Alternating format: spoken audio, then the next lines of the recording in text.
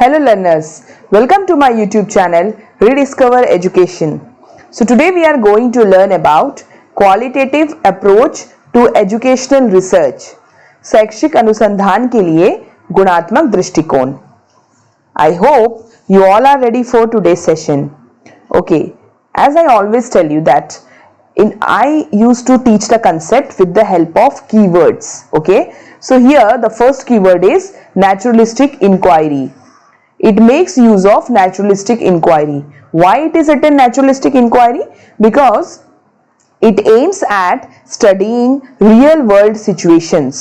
हम यहाँ पे real world situations को पढ़ते हैं और without manipulation. This is also very important. यहाँ पे हम variables को manipulate नहीं कर सकते. Quantitative research में हमने पढ़ा था कि quantitative research में आप वेरिएबल्स मैनिपुलेट कर सकते हैं. कंट्रोल्ड सिचुएशंस में रिसर्च की जाती है. वो आपके हाथ में कितना मैनिपुलेट करना है, किसको कंट्रोल, कौन से वेरिएबल को कंट्रोल करना है, that all depends on you and that all depends on the researcher. But here researcher can't manipulate any variable. Okay, that's why it is written that it is done and it makes use of naturalistic inquiry. Second point, it employs inductive or bottom up approach. Okay, in quantitative we have learned that it employs deductive or top down approach. देखिए वहां पे मैंने आपको सिखाया था याद करने का तरीका क्वांटिटेटिव में and लिखकर. ओके, and अगर आप लिखते हैं तो n से बन गया n से क्वांटिटेटिव और d से deductive. Okay, so that is why quantitative is a deductive approach. यहां पे याद आप कर सकते हैं इस तरह से, बस एक शॉर्टकट बता रही हूं. It all depends on you. Okay, Ali, Ali लिख दीजिए, अली. ओके, अली याद रखिएगा और इसको फिर डिवाइड कर दीजिए. एल, ए एल से बन गया क्वालिटेटिव और I say inductive. Okay, so just to remember this is a shortcut.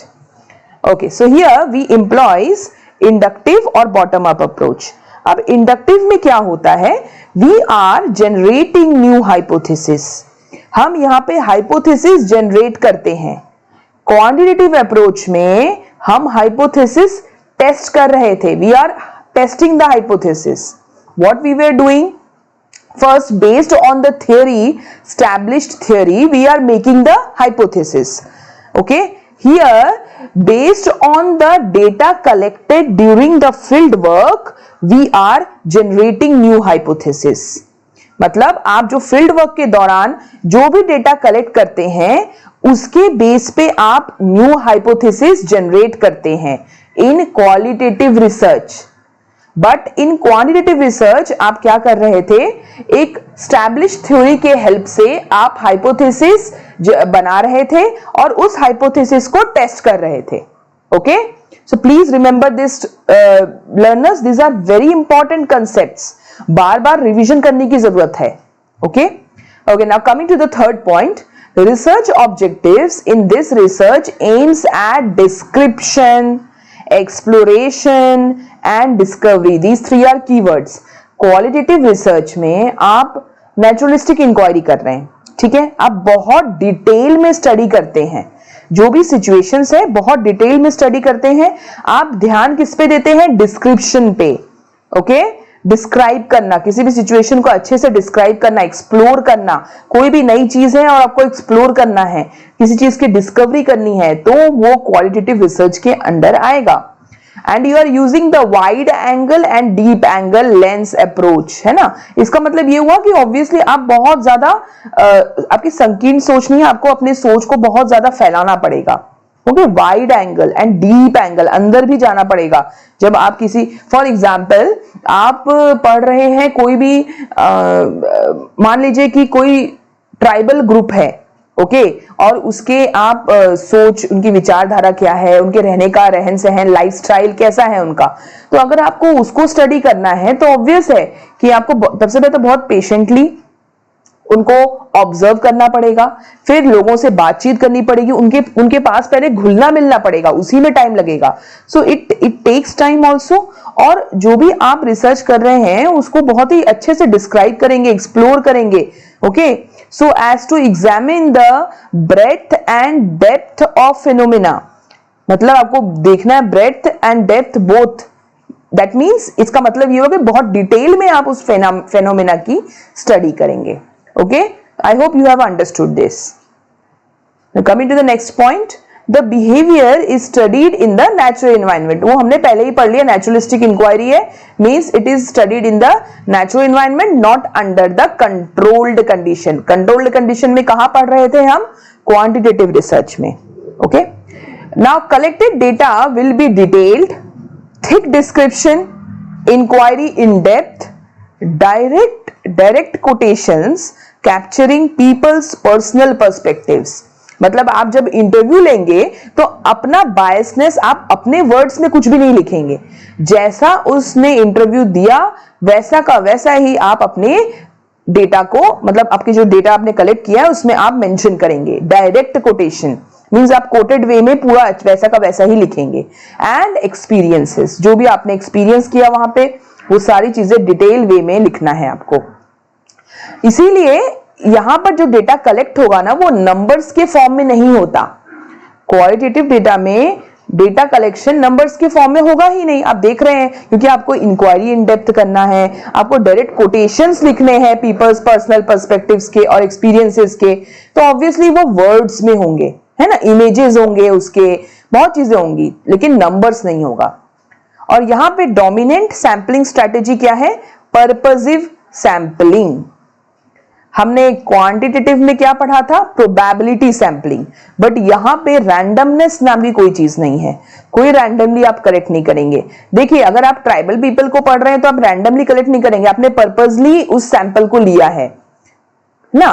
कोई भी इन डेप्थ स्टडी करनी है तो पर्पसिवली आप, जैसे अगर आपको किसी स्कूल के कोई पर्टिकुलर स्कूल, जैसे इंक्लूसिव स्कूल्स है, इंक्लूसिव स्कूल्स के ऑर्गेनाइजेशन, उनका क्लाइमेट कैसा है, उसको स्टडी करना है, तो आपने पर्पसिवली वो सैंपल कलेक्ट किया है, तब आप रैंडमली सेलेक्ट करने नहीं जाएंगे, है ना। दैट्स व्हाई यहाँ पे डोमिनेंट सैंपलिंग स्ट्रेटेजी क्या होगी? Purposive sampling. और नेक्स्ट पॉइंट है, यहां पे रिसर्चर स्मॉल सैंपल लेगा। स्मॉल सैंपल लेना भी जरूरी है, इसीलिए क्योंकि आप इन डेप्थ स्टडी कर रहे हैं, पूरा डिस्क्राइब कर रहे हैं, तो लार्ज सैंपल लेना रिसर्चर के लिए पॉसिबल ही नहीं होगा। और उसको स्टडी करना, लार्ज सैंपल को स्टडी करना भी रिसर्चर को लिए पॉसिबल नहीं है। Okay, that's why researcher here uses small sample and collects data using in depth interviews. देखिए, यहाँ पे इंटरव्यू जो है ना अनस्ट्रक्चर्ड फॉर्म में होती है, कोई भी स्ट्रक्चर्ड क्वेश्चंस नहीं होते, अनस्ट्रक्चर्ड, मतलब जैसा मौके पे क्वेश्चन बना या जैसा उस मौके पे उस टाइम पे उससे क्वेश्चन किया जा रहा है, मतलब वो पहले से स्ट्रक्चर्ड नहीं होता, ऐसे डिसाइडेड नहीं होंगे। सो इन डेप्थ इंटरव्यूज है, पार्टिसिपेंट ऑब्जर्वेशन है, बहुत ही संकीर्णता से, और जो पार्टिसिपेंट होगा जो भी आपकी स्टडी का सैंपल का, वो उसको आप ऑब्जर्व करेंगे, फील्ड नोट्स लेंगे, वहां पे क्या क्या हो रहा है उस दौरान, जब आप डेटा कलेक्ट कर रहे हैं उस टाइम पर क्या क्या सिचुएशंस बन रही है, वो सब के आप नोट्स लेते जाएंगे। एक अच्छे से नोटबुक बना लें, उसमें आप नोट्स लिखते जाएंगे। एंड ओपन एंडेड क्वेश्चंस, मैंने ओपन एंडेड आपको पढ़ाया था, क्लोज्ड एंडेड और ओपन एंडेड। क्लोज्ड एंडेड क्या होते हैं? जो भी एमसीक्यूज है, एमसीक्यूज टाइप के क्वेश्चंस क्लोज्ड एंडेड में आते हैं। और ओपन एंडेड क्वेश्चंस कैसे होते हैं? जैसे ऐसे टाइप क्वेश्चन है ना, ऐसे टाइप क्वेश्चन में आप अपने व्यूज दे सकते हैं। सारे जो भी क्वेश्चन, वो अगर एक क्वेश्चन लिखा है that what are your views on feminism, है ना, एक क्वेश्चन है, अगर ऐसा दिया है what are your views on feminism, तो उसके आंसर सबके अलग अलग होंगे, है ना। तो वो जो क्वेश्चन है वो एक ओपन एंडेड क्वेश्चन है। तो इस टाइप के क्वेश्चन क्वालिटेटिव रिसर्च में पूछे जाते हैं फॉर कलेक्टिंग द डेटा। या जैसे मैंने पहले बोला, data are in the form of words, images and categories. यहाँ पे नंबर्स का कोई लेना देना नहीं है डेटा का। Qualitative research utilises flexible design. Okay, जो डिजाइन है वो फ्लेक्सिबल होगी। ये भी एक कीवर्ड है क्योंकि क्वेश्चंस में ये कई बार देखा गया है, फ्लेक्सिबल डिजाइन वर्ड भी आ जाता है। मतलब जैसे क्वांटिटेटिव में सारे स्टेप्स पहले से मेंशन्ड है और एक मतलब एक रिजिड डिजाइन बना हुआ है। क्वालिटेटिव रिसर्च में कोई भी रिजिड डिजाइन नहीं है। Okay, it permits the researcher to adjust the direction of the research process, okay, to the selection and use of tools as well as samples. मतलब researcher के हाथ में पूर्णतः मतलब सारे बोलते हैं ना अधिकार सारे हैं, वो अपने हिसाब से एडजस्ट कर सकता है डायरेक्शन ऑफ द रिसर्च, कौन सा डेटा कौन सा टूल यूज करना है उस टाइम पे, या कौन सा सैंपल हो सकता है जब पहले सोचा गया होगा वो सैंपल उसके लिए फिजिबल ना हो तो सैंपल वो चेंज भी कर सकता है। So these all are done in the qualitative research. It utilises flexible design. It is concerned with the opinions, experiences and feelings of individuals producing subjective data. Okay? जो भी डेटा सब्जेक्टिव है, हाँ यहाँ पे ऑब्जेक्टिव डेटा नहीं है, subjective data है, ये भी ध्यान रखिएगा। सब्जेक्टिविटी बहुत इंपॉर्टेंट है, मतलब डेटा बहुत डिटेल्ड वे में है। जैसे हम सब्जेक्टिव आंसर्स लिखते हैं, सब्जेक्टिव क्वेश्चंस क्या होते हैं, ऐसे type questions come under the subjective question. So वही है, सब्जेक्टिव डेटा है। It is concern with the opinion, जो भी आपका सैंपल है, जो भी पार्टिसिपेंट्स है, वो उनके ओपिनियन, उनके एक्सपीरियंसेस, उनके फीलिंग्स, बहुत ज्यादा इनसे कंसर्न्ड रहना पड़ता है क्वालिटेटिव रिसर्च में। ओके, ये मैंने हिंदी में भी डाला है अपने स्लाइड में। सो जो मेरे हिंदी के लर्नर्स हैं वो मेरे टेलीग्राम चैनल को ज्वाइन कर लें और उनको ये पीडीएफ मिल जाएगा, तो हिंदी में भी आपको मैटर मिल जाएगा। Okay, now coming to the major types of qualitative research. अभी देखिए ये जो सारे 5 टाइप के क्वालिटेटिव रिसर्च है, इसको एक एक करके मैं डिटेल में क्लासेस लेने वाली हूँ इन सब का। And these researches, qualitative researches are again very important. हर बार पेपर 2 में इनसे क्वेश्चंस आते ही आते हैं। So you have to learn each and every research in detail. Okay, so पहला है फिनोमेनोलॉजी, याद कर लीजिए, ethnography, case studies, grounded theory और नैरेटिव रिसर्च। बहुत शॉर्ट में समझाती हूं। फेनोमेनोलॉजी मतलब कोई भी फेनोमेना हुआ रहता है, कोई भी फेनोमेना हुआ है मतलब कोई भी घटना हुई है कहीं पे और उसका जो लाइव एक्सपीरियंस किसी ने किया है तो उस पे आप रिसर्च कर रहे हैं, that will come under phenomenology. Ethnography हुआ मतलब कोई भी आप सोसाइटी या कोई ट्राइबल कोई ग्रुप हुआ, कोई भी जो एथिकल मतलब कोई भी ग्रुप होता है सोसाइटी में, उसकी स्टडी कर रहे हैं, उसके लाइफस्टाइल को स्टडी कर रहे हैं, उनके जीने के तरीके को स्टडी कर रहे हैं, वो सब किस में आएगा, इथनोग्राफी में। केस स्टडीज का कीवर्ड होता है इन डेप्थ स्टडी।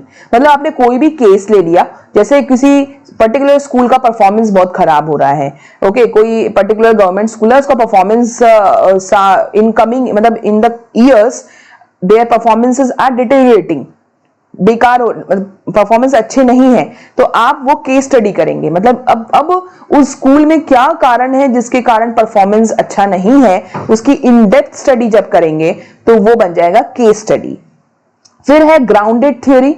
आप वर्ड से समझ जाइए, ग्राउंडेड है मतलब कोई कुछ भी पता नहीं है आपको उस सिचुएशन के बारे में, तो आप उसकी जब स्टडी करेंगे तो वो ग्राउंडेड थ्योरी में आएगा। इसका एक कीवर्ड होता है no preconceived notion. Okay, इसका कीवर्ड होता है नो प्री कंसीव्ड नोशन, मतलब आपको कुछ भी पता नहीं है इसके बारे में और आप स्टडी कर रहे हैं, तो ये आएगा, यहां लिख देती हूं मैं, no preconceived notions.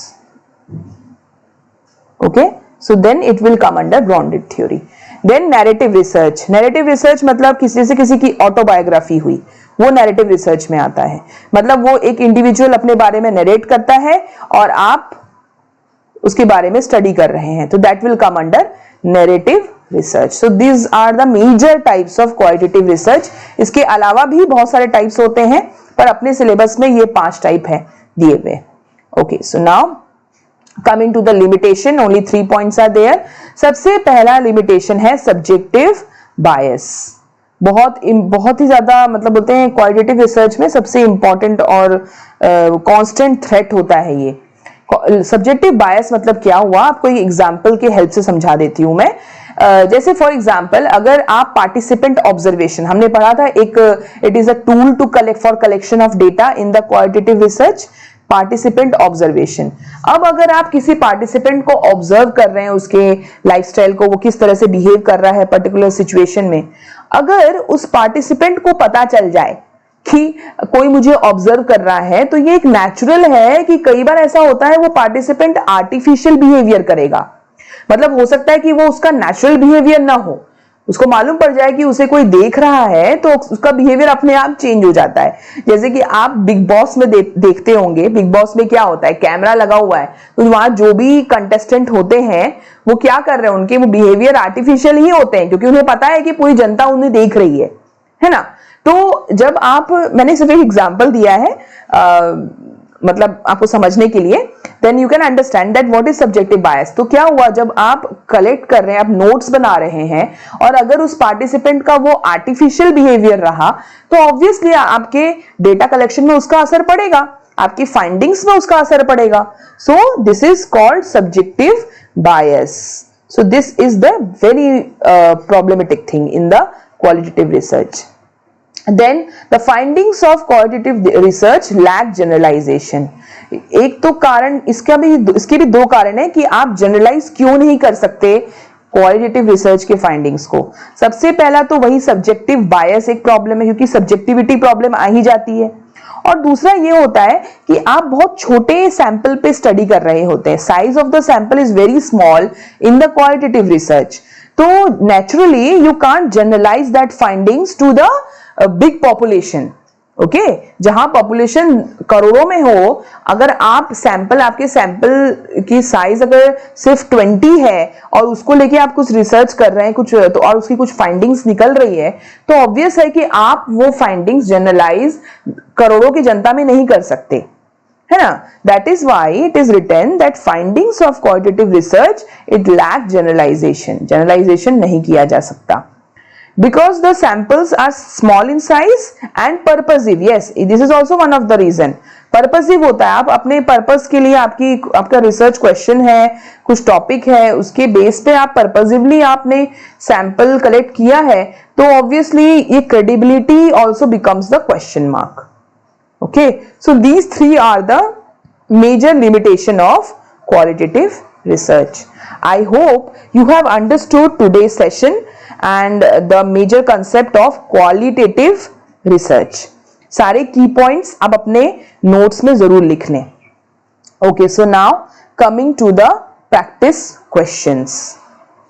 Okay, so again these, यहाँ जो भी प्रैक्टिस क्वेश्चंस है वो क्वालिटेटिव रिसर्च के बेस्ड, क्वालिटेटिव रिसर्च का जो कंसेप्ट हमने पढ़ा है उसी बेस पे मैंने कोशिश किया है देने की, और ये सारे PYQs है।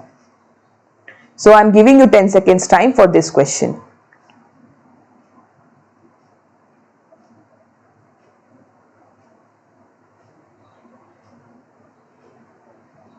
Okay, so मैंने आपको पहले भी कहा था कि ये स्टेटमेंट वाले क्वेश्चंस नेट एग्जाम में सबसे ज्यादा पूछे जाते हैं आजकल। Okay, so फर्स्ट स्टेटमेंट है qualitative research is an umbrella term to refer to various research strategies that share certain characteristics. The data collected have been termed soft, that is rich in description. देखो ये जो इतने बड़े बड़े statement होते हैं ना, इसमें आप अपने कीवर्ड ढूंढा करिए, वो कीवर्ड है कि नहीं। ओके, जैसे क्वालिटेटिव रिसर्च में क्या कहा है, it is an umbrella term, किसके लिए, जो भी सर्टेन कैरेक्टरिस्टिक्स होते हैं वो शेयर करता है वो। और यहाँ पे जो इंपॉर्टेंट कीवर्ड है कि जो डेटा कलेक्ट कर रहे हैं वो रिच इन डिस्क्रिप्शन, मतलब वर्ड्स, इमेजेस। ऑब्वियसली स्टेटमेंट 1 सही है हमारा, क्वालिटेटिव डेटा के बारे में उसने बिल्कुल सही कहा है। Statement 2, quantitative research is mainly hypothetico deductive, ये हमने पढ़ा था पिछले सेशन में। Okay, and it employs mostly statistical techniques for data analysis. So statement 2 भी हमारा सही है। So both the statements are true, that is number 1 option, both statement 1 and 2 are true. Coming to the next question, यहाँ पे आपको identify करना है, कुछ स्टेटमेंट दे दिए हैं यहाँ पे, और आपको आइडेंटिफाई करना है कि कौन से स्टेटमेंट सही है। ओके, जो क्वालिटेटिव रिसर्च के कैरेक्टरिस्टिक्स से मैच करते हैं। Okay, 10 seconds.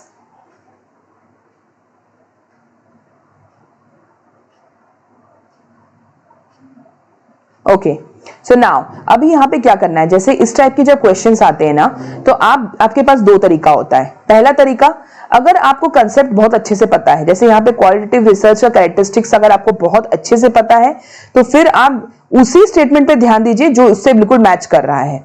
जैसे मैंने यहाँ पे देखा, सबसे पहला स्टेटमेंट एक्सप्लोरिंग कीवर्ड है, एक्सप्लोर कर रहा है, exploring a problem and developing a detailed understanding of a central phenomena. Detailed आ गया, एक्सप्लोरिंग आ गया, मतलब ए ऑप्शन तो होगा ही होगा। तो यहां पे आप सीधे ऑप्शन में जाइए, ओके, और यहां पे देखिए फर्स्ट में ए ऑप्शन है, ओके, ये हम देखेंगे। ए तो ये फर्स्ट वाला ऑप्शन देखेंगे, टू वाला। थर्ड वाले ऑप्शन में ए ऑप्शन नहीं है, मतलब आप इसको क्रॉस ही कर दो। फोर्थ ऑप्शन में भी ए नहीं है, क्रॉस हो गया, मतलब अब आपको सिर्फ इन दो ऑप्शन में से चेक करना है कि कौन सा सही है। अब यहां पे भी देखिए ए ऑप्शन तो है ही, बी ऑप्शन भी है, तो बी ऑप्शन देखने की जरूरत नहीं है अपने को, क्योंकि दोनों में है। अब आप देखिए सी और ई ऑप्शन, किसको रिजेक्ट करना है इसमें से? सी ऑप्शन देखिए, describing a research problem through a description of trends, लग रहा है ओके। लेकिन आप ई ऑप्शन देखिए, यहां पे ई ऑप्शन दिया है collecting data based on words, ये तो हमारा कीवर्ड मिल गया, based on words from a small number of individual. हमने पढ़ा ही था कि क्वालिटेटिव में सैंपल साइज छोटा होता है और जो भी डेटा कलेक्ट हो रहा है वो वर्ड्स के हेल्प से हो रहा है, तो मतलब ई ऑप्शन ज्यादा अप्रोप्रिएट है। That is why second option is correct, A, B and E. I hope you have understood कि आप नेट एग्जाम में किस तरह से क्वेश्चन को सॉल्व करना है। आपको एक तरीका, स्ट्रैटेजी पता होना चाहिए, तब क्वेश्चंस जल्दी जल्दी सॉल्व होते हैं। Okay, now coming to the next question, in which of the following there is greater flexibility in both the methods and process of research? Okay, 10 seconds time to you all.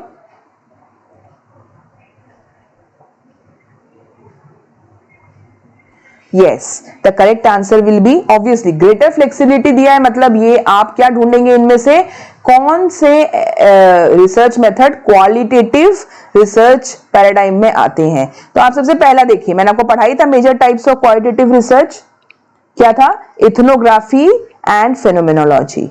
सबसे पहला ही सही है, पहला ही option आपको मिल गया, मतलब आपको कुछ अब ज्यादा देखना ही नहीं है, बाकी सब आप ऊपर ऊपर से देख लीजिए। डिस्क्रिप्टिव सर्वे है, एक्सपेरिमेंटल है, ये सब क्वांटिटेटिव है। एक्स पोस्ट फैक्टो हमने क्वांटिटेटिव में पढ़ा था। Okay, so this will not come under this, so correct option is first, ethnography and phenomenology. Coming to the next question, देखिए ये भी स्टेटमेंट जैसा है, बहुत ध्यान से पढ़ना है आपको।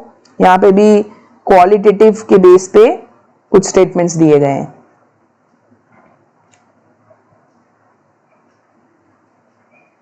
ओके, सो फर्स्ट स्टेटमेंट ध्यान से देखिए, actual settings as the direct source of data. Actual setting मतलब नेचुरलिस्टिक सेटिंग। ओके, पहला ऑप्शन तो सही है हमारा ए, तुरंत जाइए ऑप्शन में। थर्ड ऑप्शन देखिए, इसमें ए कहीं भी नहीं है तो क्रॉस कर दीजिए। फोर्थ ऑप्शन में भी ए कहीं नहीं है, क्रॉस कर दीजिए। अब आपको सिर्फ फर्स्ट और सेकंड देखना है, ए दोनों में है, सी भी दोनों में है, तो हम देखेंगे सिर्फ डी और ई में। Okay, so coming to the D part, establishing relationships and explaining the cause of changes. Okay, now we will see with the E option, concerned with what are called participant perspectives. हमको participant के perspective को ध्यान में रखना है। Concern मतलब you are concern, आपको चिंता है किसकी? पार्टिसिपेंट के सोच की, उनके दृष्टिकोण की, है ना, वो क्या उनका नजरिया है, तो वो किस में करते हैं? हम क्वालिटेटिव में करते हैं। ये जो डी पॉइंट है, एस्टैब्लिशिंग रिलेशनशिप, ये तो क्वांटिटेटिव में किया जाता है, जहां पे आप रिलेशनशिप बनाते। कोरिलेशन हमने पढ़ा था ना, कोरिलेशन रिसर्च, वो क्या था? क्वांटिटेटिव था, जहां पे कॉज इफेक्ट देखते हैं, हम एक्सप्लेन करते हैं कॉज इफेक्ट रिलेशनशिप, वो क्वांटिटेटिव में आता है।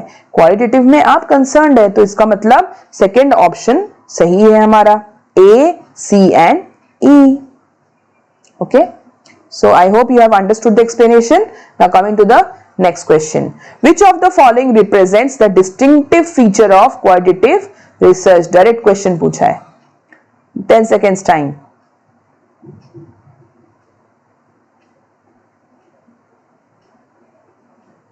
Okay, again concentrate on the keywords. देखिए मैं फर्स्ट ऑप्शन छोड़ देती हूँ, सेकंड ऑप्शन देखिए. हाइपोथेसिस बेस्ड, डिडक्टिव नहीं होगा.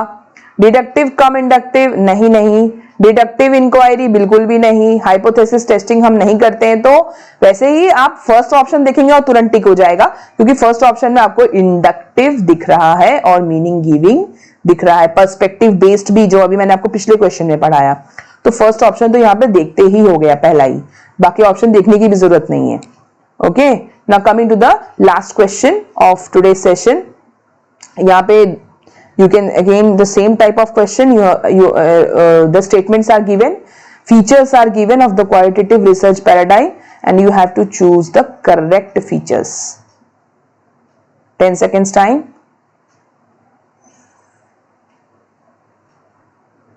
Okay, yes, so we will first read the first statement. क्या है? The research is concerned with understanding the social phenomena from the participants perspective. हो गया, हमारा ए तो कंफर्म है. चलिए ऑप्शन की तरफ देखते हैं. ए फर्स्ट ऑप्शन में तो ए है, चलिए ओके देखना है हमको. सेकंड ऑप्शन में ए नहीं है, कट कर दीजिए.